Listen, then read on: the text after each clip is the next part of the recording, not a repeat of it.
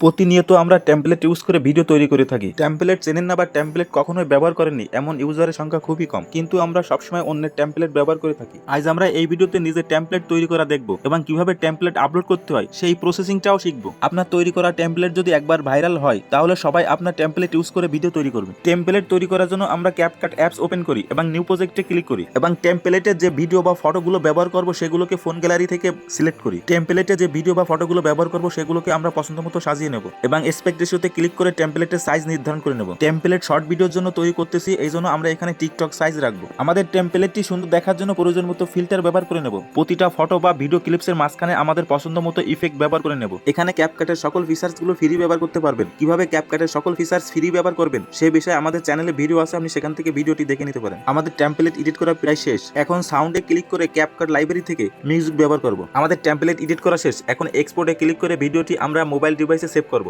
ভিডিওটি এক্সপোর্ট হয়ে গেলে আমাদের সামনে একটি অপশন আসছে পোস্ট অ্যাজ টেমপ্লেট। আমরা এখানে ক্লিক করব পোস্ট অ্যাজ টেমপ্লেটে। আমাদের সামনে আরো একটি অপশন আসছে, এখানে আমরা নিচের অপশনে পোস্ট অ্যাজ টেমপ্লেট এখানে ক্লিক করব। এখানে কিছু সময় নেবে টেমপ্লেটটি আপলোড হওয়ার জন্য। এখানে আমাদের প্রথম কাজ হচ্ছে টেমপ্লেটে ক্লিক করে টেমপ্লেটের থাম্বনেল সেট করে নেওয়া এবং নেম ইওর টেমপ্লেট। এখানে টেমপ্লেটের নাম অথবা টাইটেল দিয়ে দেব এবং তারপরে কিছু হ্যাশট্যাগ লিখে দেব এবং নিচে দেখেন অ্যাডভান্স আছে, এই অ্যাডভান্সে ক্লিক করি keep sound from user videos এই অপশনটা অন করে দিই। আমাদের এখানে কাজ শেষ। এখন পোস্ট অ্যাজ টেমপ্লেট এখানে ক্লিক করি। পোস্ট অ্যাজ টেমপ্লেট এখানে ক্লিক করলে টেমপ্লেটটি তৈরি হয়ে ক্যাপকাট অ্যাপসে আপলোড হয়ে যাবে।